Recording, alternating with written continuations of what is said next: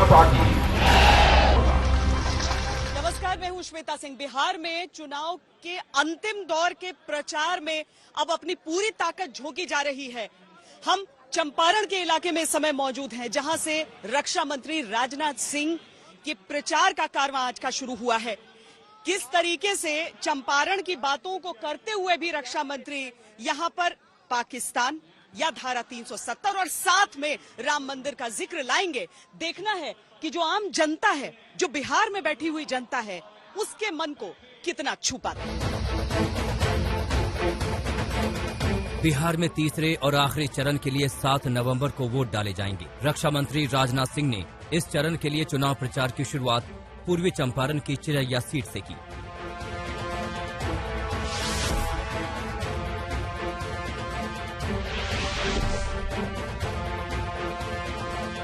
यहां राजनाथ मौजूदा विधायक और दूसरी बार मैदान में उतरे बीजेपी के उम्मीदवार लाल बाबू गुप्ता के लिए वोट मांगने पहुंचे।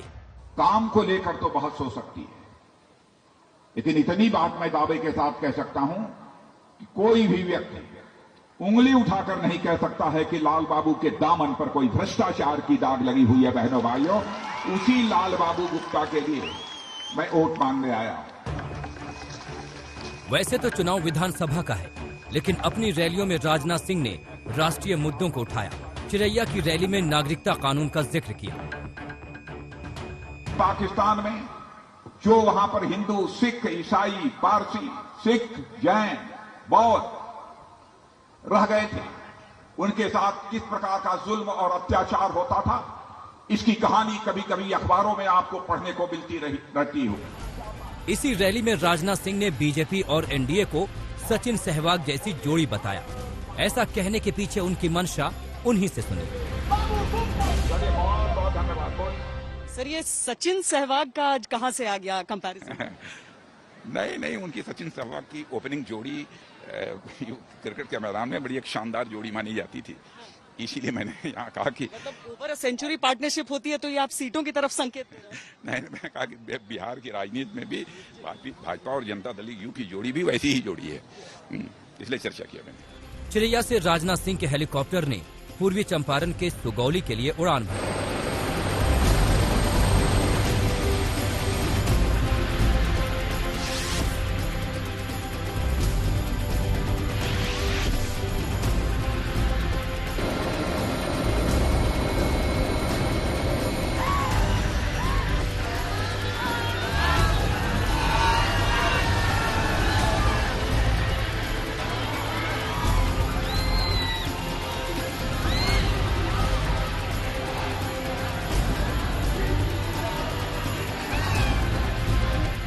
सुगौली सीट से एनडीए की सहयोगी विकासशील इंसान पार्टी यानी वीआईपी के रामचंद्र सहनी उम्मीदवार हैं।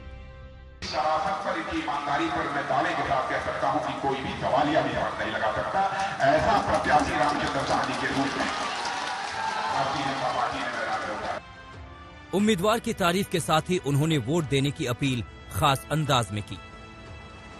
नाव है, अरे नाव है तब तो काम चल गया। नाव पर बैठकर तीर चलाइए, नाव पर बैठकर तीर चलाइए, लालटेन बुझाइए और उसके बाद कमल खिलाइए। यहाँ भी राजनाथ सिंह ने राष्ट्रवादी मुद्दे उठाए। 370 हटाने के वादे को पूरा करने का जिक्र किया। हमारी सरकार आएगी, संविधान 370 को समाप्त करेगी और जम्मू कश्मीर का भी वही कब्जा होगा जो कि हिंदुस्तान के सभी राज्यों का दर्जा है। जम्मू कश्मीर ही नहीं, राजनाथ सिंह ने गिलगित बल्तिस्तान पर पाकिस्तान के अवैध कब्जे का मुद्दा भी उठाया। बहनों भाइयों, अब गिलगित बाल्टिस्तान है, उस पार लेकिन कांग्रेस के लोगों के अंदर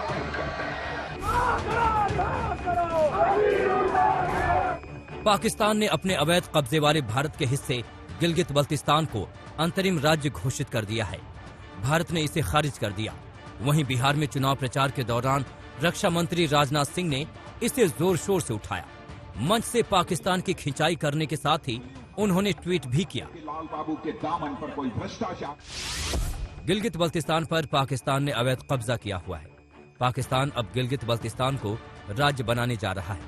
हमारी सरकार ने दो टूक शब्दों में कहा है कि गिलगित बल्तिस्तान समेत पूरा पीओके भारत का अभिन्न अंग है। अब सवाल ये कि क्या बिहार के चुनाव में राष्ट्रवाद का मुद्दा वोट दिलाएगा? क्या कहती है जनता? के पाकिस्तान की या कश्मीर की, तो यहाँ आम बिहारी पर असर पड़ता है? बिल्कुल असर पड़ता है। कास्ट के अकॉर्डिंग भी असर पड़ता है और उनका इम्प्रेशन भी राजनाथ सिंह का इस क्षेत्र में काफी मजबूत है, इसलिए कि पहले से भी लोग जुड़े हुए हैं उनसे। ये कश्मीर की बात बिहार में काम आएगी? एकदम काम आएगी। एकदम कश्मीर से प्रभावित बिहार होता है। एकदम कश्मीर का प्रभाव, कश्मीर की बात कर रहे हैं, वो कह रहे हैं अपने सारे वादे पूरे किए हैं, इसका असर यहाँ पड़ेगा? पड़ेगा, लेकिन उतना नहीं पड़ेगा, लेकिन पड़ेगा। क्यों नहीं पड़ेगा और कितना पड़ेगा? कश्मीर लोकल, वहाँ का लोकल मुद्दा है। यहाँ का तो मुद्दा देश का मुद्दा नहीं है, लेकिन वहाँ का लोकल मुद्दा है, इसलिए वहाँ ज्यादा असर पड़ेगा उसका। राम मंदिर की बात अगर करते हैं, उसका असर? हम लोगों ने जो वादा किया था जब राम मंदिर बनाएंगे, तो हम लोगों ने बनाया। इसके लिए हम उस बात को कहे, जितना हम लोग कहे हैं उतना किए हैं। इस चीज का बहुत ज्यादा असर रहेगा चुनाव में, और हम लोग यहाँ पे चुनाव एनडीए गठबंधन जीत रहा है। जी, नरेंद्र मोदी जी ने जो वादा किया था, वो वादा को पूरा किए। उस बेस पे हम लोगों का यहाँ पे वोट प्रतिशत जो है काफी यहाँ पे भारतीय जनता पार्टी के पक्ष में है। और यहाँ के एनडीए उम्मीदवार रामचंद्र सहनी जी, जिनका चुनाव चिन्ह नाव छाप है, उसको हम लोगों ने कबूल किया है और भारी मतों से जिता करके एनडीए। कोई कंफ्यूजन नहीं? जी, कोई कंफ्यूजन नहीं है। यहाँ पे नाव छाप चुनाव चिन्ह जो वीआईपी पार्टी का सिंबल है, भले ही यहाँ पे भारतीय जनता पार्टी के लोग लगे हुए हैं चुनाव जिताने। असर पड़ेगा? अगर कश्मीर की बात करते हैं, वहाँ की कामयाबी की बात रक्षा मंत्री करते हैं। निश्चित पड़ेगा। इसलिए पड़ेगा कि इन्होंने अपने मैनिफेस्टो में पीछे वादा किया था, उसको बहुमत मिलते मिलते लागू किया। यानी जनता ने भरोसा किया कि जो भाजपा कहती है वो करती है। कंफ्यूजन है यहाँ पर लोगों के मन में कि नहीं? लोजपा के प्रति कोई कंफ्यूजन नहीं है। सबको मालूम हो गया है कि लोजपा अलग से लड़ रही है। लोजपा के प्रति कोई कंफ्यूजन नहीं है। और ये रामचंद्र सहनी जी जो 3 बार से जीत रहे हैं, जब से एनडीए की सीट निकलेगी, यहाँ भी एनडीए की सीट निकलेगी। वोटर कंफ्यूजन में नहीं है। वहीं आज तक से खास बातचीत में राजनाथ सिंह बिहार में 2/3 बहुमत से जीत का दावा कर चुके हैं। उन्हें बिहार के राष्ट्रवादियों पर पूरा भरोसा है। राष्ट्रवाद का मुद्दा बिहार में आज तक कभी इस्तेमाल नहीं हुआ है। राष्ट्रवाद का मुद्दा इससे पहले बिहार में इतना सुनाई नहीं दिया जितना आपकी भाषण में सुनाई दिया। नहीं, प्रखर राष्ट्रवादी हैं बिहार के लोग, मैं जानता हूं, क्योंकि आपने देखा होगा कि प्रथम जो क्रांति जो हुई थी 1857 की आजादी की क्रांति, उसमें भी बिहार के लोगों ने बहुत ही महत्वपूर्ण भूमिका निभाई है। मंगल पांडे, वीर कुंवर सिंह जैसे बहुत सारे लोग हैं, कितने लोगों का मैं नाम। स्वाभाविक रूप से लोग यहाँ के राष्ट्रवादी हैं और राष्ट्रवाद की इस मुद्दे की अहमियत को। इसके बाद राजनाथ जिस विधानसभा सीट का रुख करने वाले थे, उसका सीता मैया से बेहद करीबी रिश्ता है और ऐसा हो नहीं सकता था कि वहां राजनाथ राम मंदिर का जिक्र नहीं करते। आज तक जो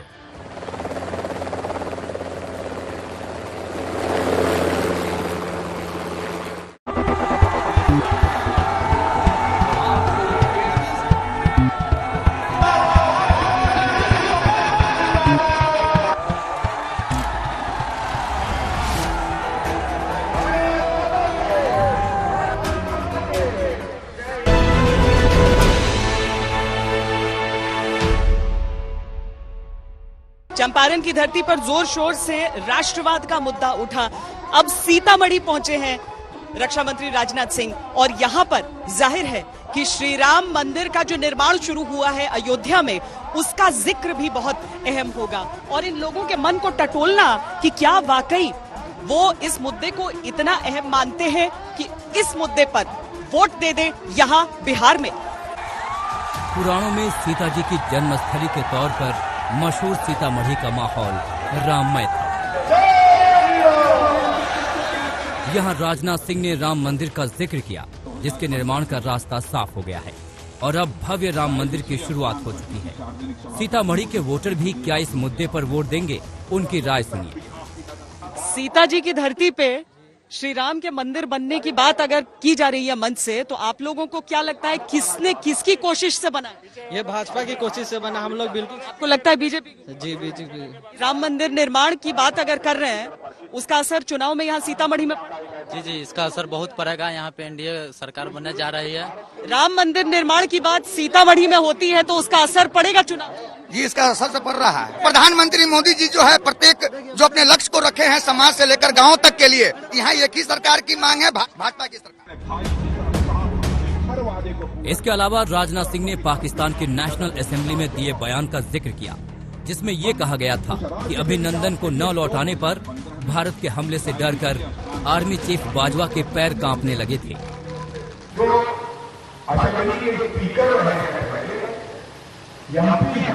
वो बड़े खबर कर रहे हैं कि जब विदेश मंत्री ने बुलाया हम लोगों को, उसने वहां के सेनाध्यक्ष बाजवा साहब किया है, इतने घबराए हुए थे कि उनका पैर कांप रहा था और पाकिस्तान से मस्तक पर नहीं आ रहा। और विदेश मंत्री ने क्या घबराए थे, कहें भैया आप अभिनंदन को जल्दी छोड़ दो, इसने भारत वाले पाकिस्तान पर मिसाइल छोड़ने जा रहे हैं।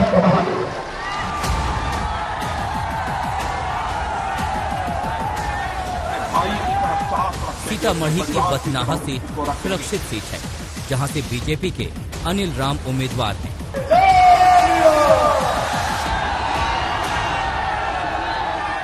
भारत माता की जय और जय श्री राम के नारों के बीच में ये प्रचार चल रहा है, जिसमें राजनाथ सिंह जी को सिर्फ भारतीय जनता पार्टी के लिए नहीं बल्कि अपने तमाम सहयोगियों के लिए भी प्रचार करना पड़ रहा है। यहाँ पर जेडीयू के कैंडिडेट की सबसे पहले प्रचार किया, उसके बाद नाव छाप यानी कि वीआईपी कैंडिडेट, और तीसरी जगह पर पहुंचते पहुंचते आखिरकार भारतीय जनता पार्टी के कैंडिडेट आए।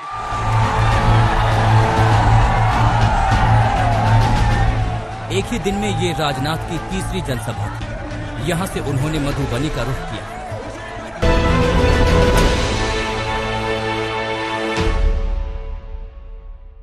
मधुबनी की खजौली विधानसभा सीट से आरजेडी के मौजूदा विधायक सीताराम यादव का मुकाबला बीजेपी के अरुण शंकर प्रसाद से। रैलियों का, जनसभाओं का सिलसिला चलता हुआ पहुंचा है मधुबनी। मधुबनी यानी कि मिथिलांचल का ही इलाका, और वहां पर भी इतिहास का ही आह्वान किया जा रहा है, उसी रिश्ते का आह्वान किया जा रहा है। यानी जिन दो नारों के दायरे की बात हम कर रहे हैं, उन दो नारों का एक सिरा यहाँ पर भी यहाँ की जनता से जुड़ रहा है। यहाँ पर दिक्कत एक और है कि यहाँ पर सिटिंग विधायक बीजेपी का नहीं बल्कि महागठबंधन की तरफ से है, आरजेडी का है, और यहाँ पर जोर थोड़ा सा ज्यादा लगाना पड़ता है।